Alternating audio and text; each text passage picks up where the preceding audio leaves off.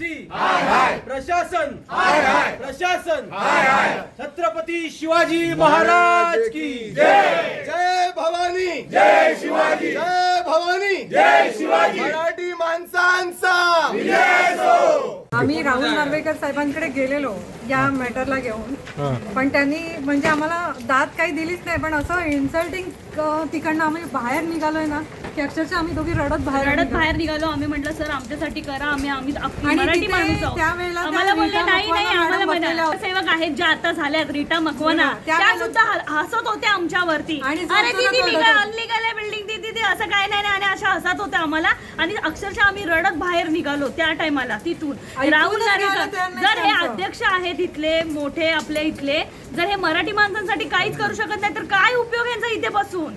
काय जो आमच्यासाठी नाही, मराठी माणसासाठी इथला नगरसेवक असू दे कोणी असू दे, आम्हाला मदत कोणीच केली नाही, कोणीच केली नाही. ही आमची पटेल मेन्शन ही जी बिल्डिंग आहे कोणीच आम्हाला मदत केलेली नाही आहे इथे. जवळजवळ 2015 आम्ही इथे राहायला आलो. आम्ही सगळे जागा घेतल्या वाहिद रफिक पटेलकडून, आमचा लँडलॉर्ड, त्याच्याकडून आम्ही खरेदी करून घेतलेल्या जागा आणि इथे राहायला आलो. गेले 2015-2016 आमचं सगळं चाललेलं व्यवस्थित, काही प्रॉब्लेम नव्हता. मध्ये पाणी पिण्याचा त्रास यायला लागला तेव्हा आम्ही विचारलं, अप्रूव्ह झालं की बाबा काय प्रॉब्लेम आहे. तर बोलला काय माहिती आहे काय की हा आमचा इंटरनल मॅटर आहे, BMC बरोबर आम्ही बघून घेतो आणि नंतर मॅनेज करतो. तर नंतर काही वेळाने तो मॅनेज झाला. त्याच्यानंतर परत 2 वर्षानंतर प्रॉब्लेम झाला, लाईट गेली, पाणी गेली, BMCने पाण्याचं कनेक्शनच कापून घेऊन गेलेले. परत आम्ही त्याला अप्रोच केला, बाबा हे तुझं असं एकसारखं काय होत आहे काय. त्याच्यानंतर काही दरम्यान नंतर बाजूच्या एक ठिकाणी वास्को नावाची कंपनी आहे, त्यांचं वास्कोनचं बांधकाम चालू झालेलं. तर जेव्हा बांधकामचं फायलिंगचं चालू होतं ना तेव्हा आमच्या बिल्डिंगला हादरे बसत होते.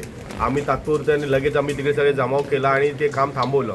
लँडलॉर्डला पण बोलून घेतलं, लँडलॉर्डनी पण त्याच्याबरोबर अप्रोच केला. त्यांच्यामध्ये काय कम्युनिकेशन झालं काही माहिती नाही. नंतर लँडलॉर्डने आमच्याबरोबर सांगितलं की बाबा खरोखर हादरे बसत असेल तर तुम्ही तात्पुरती बिल्डिंग खाली करा, बिल्डिंगची पण मरम्मत करतो मी आणि तुम्हाला भाडं देतो. त्या समझोता करारावर आम्ही बिल्डिंग खाली केल्यानंतर 6 महिन्यात आम्हाला भाडं दिलं. त्याच्यानंतर अजून मी आता जवळजवळ 5 वर्ष आम्ही सगळेजण बाहेर राहतो आहे. आम्हाला कोणाला 1 रुपयाचाही त्यांनी मदत केली नाही ना. आम्हाला तिकडे आता राहायला घर आहे, BMCने येऊन कारवाई करून घेतली. त्या दरम्यानमध्ये आम्ही ज्या काय त्याच्या विरुद्ध चौकशा केल्या ना त्याच्यामध्ये असं निदर्शनास आलं की तो 1 नंबरचा फ्रॉड माणूस आहे. बँकेकडून पण पैसे खाल्ले आहेत, BMCला पण पैसे चारले आहेत, अनधिकृत बिल्डिंग बांधली. त्याच्यामध्ये कोर्टाने निकाल दिला की अनधिकृत बिल्डिंग आहे आणि BMCवाल्यांनी कारवाई केली आणि आता आम्ही सगळे बेघर झालो. ही तुम्ही बिल्डिंग जर बघत असाल, 2.5 महिन्यामध्ये ही बिल्डिंग उभी राहिली. तर 2.5 महिने BMC इकडे प्रशासन भुंगीचं औषध घेऊन झोपले होते का? त्यांना तेव्हा जाग आली नाही की ही बिल्डिंग बांधण्यात येत आहे. ही बिल्डिंग बांधण्यात आली, रूम विकण्यात आले, लोकांकडे राहायला आले, पाणी आणि वीजचा पुरवठा झाला, तेव्हा तो त्यांना जाग आली नाही. पण अचानक आज त्यांना आठवण आली की ही बिल्डिंग इल्लीगल आहे. म्हणजे मलाई खायचा तुम्ही आणि भोगायचा मराठी माणसांनी. आणि ही लोक काय सिरिया यमनवरून आलेले लोक नाही आहे.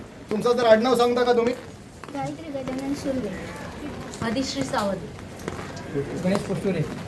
तुम्ही बघितलं असेल, हे मूळ मुंबईकर मराठी लोक आहे. म्हणजे मूळ मुंबईकर मराठी लोकांना तुम्ही हातपार करा आणि बाहेरून तुम्ही बिल्डरला आणा आणि त्यांच्या घशामध्ये बिल्डर टाकून द्या.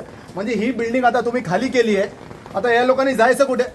40-40 लाख रुपये या लोकांनी भरलं आहे. कोणी सोनं गहाण ठेवलं आहे, कोणी आपली FD तोडली आहे, कुठे कोण घर विकून इकडे आलं आहे. त्यांनी जायचं कुठे? त्यांना न्याय देणार कोण? आणि एवढे दिवस तुम्ही झोपले. जेव्हा निवडणुकी येतात तुम्ही मराठी माणसाचं मत मागायला सर्व दारादारी ठोठवता, पण आज तुम्हाला ते आठवण येत नाही आहे. मराठी माणसांनी जायचं कुठे? आणि जर तुम्हाला मराठी माणसाला भातपार करायचं असेल तुम्ही सांगून टाका, डिक्लेअर करा आम्हाला मराठी माणूस मुंबईमध्ये नको आहे. आणि जर तुमची ही इच्छा असेल पण तरी पण आम्ही व्हायला देणार नाही. ह्यांच्या मागे आम्ही ठामपणे उभे आहोत. आणि जिकडे मुंबईमध्ये मराठी माणसांना त्रास होईल, रयत सेवा प्रतिष्ठान त्यांच्या मागे ठामपणे उभं राहणार. धन्यवाद.